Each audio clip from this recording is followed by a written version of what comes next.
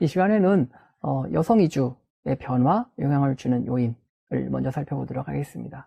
여성 이주는 다문화에 영향을 주는 요소입니다. 그래서 여성 이주의 현황, 그리고 우리나라 여성 이주의 특징, 특히 여성 결혼 이주의 현황과 특징을 살펴보고 이들을 지원하기 위한 다문화 제도, 정책, 그리고 인식 전환의 내용을 살펴보도록 하겠습니다. 네, 안녕하세요.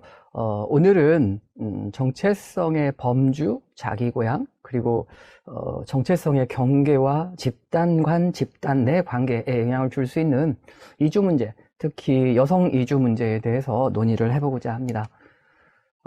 이 시간에는 여성 이주의 이주자의 개념, 여성 이주의 유형과 원인, 이주 경향, 다문화, 그리고 그 영향, 다문화 정책과 그 영향, 이런 것들을 한번 간략하게 짚어보도록 하겠습니다. 특히 이 여성 이주는 결혼 이주 형태로 진행되는 경우가 우리나라에서 많이 발견이 됩니다. 다수의 여성 이주자는 결혼 이주 형태로 유입이 되고 있고요. 결혼 이주 형태로 유입이 된다는 것은 우리나라 국민이 되는 것입니다. 그렇게 되면 민족 국민으로 경계를 설정하는 데에 변화가 나타날 수밖에 없습니다. 그리고 집단 내 구성원에도 변화가 나타나는데 우리가 이것을 다문화 가정이다라고 부르고 있습니다. 이 다문화 가정도 시간이 흐름에 따라서 변화하고 발전하고 있습니다. 따라서 이에 맞는 적절한 정책들이 필요하게 되었습니다. 경계에도 변화가 나타났는데 이주자와 원주민이라는 도식에도 경계가 나타납니다. 그러니까 이주자인데 원주민과 동일한 국적과 법적 지위와 이런 것들을 권리를 가지게 됩니다. 결국은 이주자와 원주민으로 나눌 수 있는 도식에도 다소간의 변화가 필요하게 되었습니다. 이는 결국은 집단 간의 관계에도 영향을 주는데요. 결국은 경계의 설정이나 배제 이런 관계로는 설정이 불가한 상황이어서 적절한 대응과 보호 이런 정책이 필요하게 되었습니다. 이주자의 개념만 간단하게 짚어보고 넘어가도록 하겠습니다. 물론 이주자에 대해서 국제적으로 이런 그룹이 이주자다 이렇게 정의된 바는 없습니다. 유엔의 정의에 따르면 이주한 이유가 자발적이든 그렇지 않든 이주 방법이 일반적이든 그렇지 않든 이런 것과 관계없이 외국에서 1년 이상 거주한 사람 이렇게 규정하고 있습니다. 물론 이건 일반적인 규정이고요. 그럼에도 불구하고 기업, 관광객 이런 짧은 기간을 여행하는 사람은 빠져 있고요. 상대적으로 단기에 이주를 하지만 계절 이주 노동자 같은 경우는 이주자의 개념에 포함되고 있습니다. 이주 요인인데 IOM 국제이주기구의 홈페이지에 열거되어 있는 요인들입니다. 배출 요인, 인임 요인 이렇게 나누어서 설명을 하고 있는 것 같고요. 7국의 경제적인 요인, 빈곤, 실업, 저임금, 정치적인 요인, 내전, 폭력 사태 이런 것들, 그리고 사회적인 요인, 각종 차별 이런 것들이 이주를 촉발을 시키는 요인이고요. 유입국의 이민 요인을 보면 경제적인 요인, 정치적인 요인, 역시 사회적인 요인이 있습니다. 유입국의 고임금, 생활 수준 이런 것들이 이주민을 유입하는 효과가 있고요. 정치적인 안정, 정치적 자유 이런 것들도 역시 인입 효과가 있습니다. 그리고 가족 민족의 차원에서의 귀환, 사회적 차별로부터 이탈하고자 하는 자유를 추구하는 현상 이런 것도 역시 이주 요인이 되고 있습니다. 특히 이주 경향인데 IOM은 이주와 관련해서 몇 가지, 6가지 정도의 특징을 포착하고 있습니다. 그 중에 하나가 이주의 전 지구화입니다. 이주 흐름에 영향을 받는 국가가 늘어나고 있다라는 것이고요. 그러다 보니까 경제, 사회, 문화적으로 배경이 많이 다른 다양한 이주자들을 수용하는 경험들을 하게 된다. 특히 이제 한국의 경우에도 이주자 유출 국가였다가 이주자 유입 국가로 바뀌면서 200여 국가로부터 유입되는 발전을 변화를 보여주고 있습니다. 이에 따라서 다양한 이주 문제와 관련된 이주자와 관련된 정책적 대응 필요성이 증가되고 있는 추세입니다.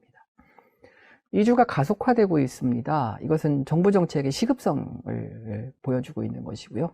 그리고 이주도 차별화되고 있습니다. 다양한 유형이 증가되고 나타나고 있습니다. 특히 여성 이주와 관련해서는 이제 결혼 이주의 문제가 시급하게 대응이 필요한 정책 영역이라고 할 수가 있을 것 같습니다.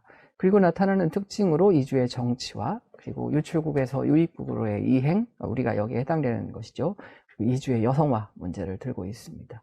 오늘은 특히 이 이주의 여성화 문제를 초점을 맞추어서, 여성화 문제에 초점을 맞추어서 왜 우리가 어떤 노력을 하고 있는지, 그 결과는 어떤지, 그것이 정체성이라는 문제와 어떻게 연관이 되는지를 살펴보고자 합니다. 여성이주 현황인데요. 세계적으로 보면 한 1990년에 7,500만 명 수준이었다가 2019년에 1억 3천만 명 수준으로 증가되었습니다. 이거는 물론 여성 이주만 증가된 것은 아니고요. 전체적인 이주가 증가했는데 여성 이주도 그와 같은 맥락에서 유사한 증가율을 보이고 있는 것입니다. 성별로 굳이 나눠서 본다면 이주 자체가 1억 5천만에서 2억 7천만으로 늘어났을 때 여성 이주도 비슷한 증가 추세를 보여서 1.7배 정도 증가를 했고요. 물론 1990년부터 2019년 사이의 발전입니다. 그리고 여성 이주 비율은 그런데 전체적으로는 49.2%에서 47.9%로 조금 감소하는 모습을 보여주고 있습니다.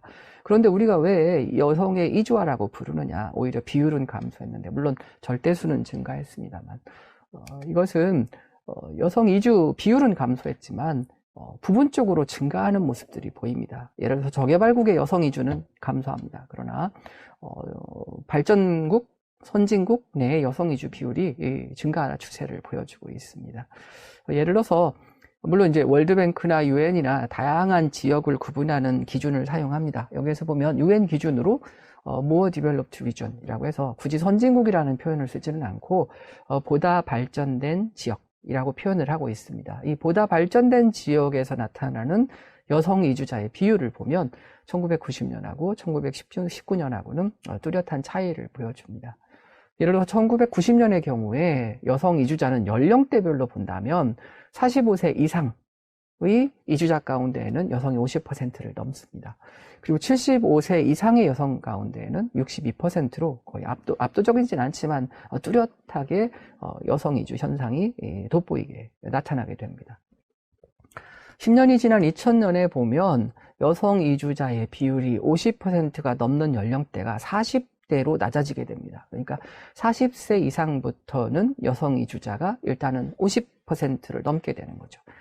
비율은 대동소이합니다. 다만 그 연령대가 낮아지고 있다는 것을 보여주는 것이고요. 2010년, 다시 10년이 지나면 그 연령대가 35세 이하로 떨어지게 됩니다. 이제는 35세 연령대부터 50% 이상의 비율이 여성 이주자인 거죠.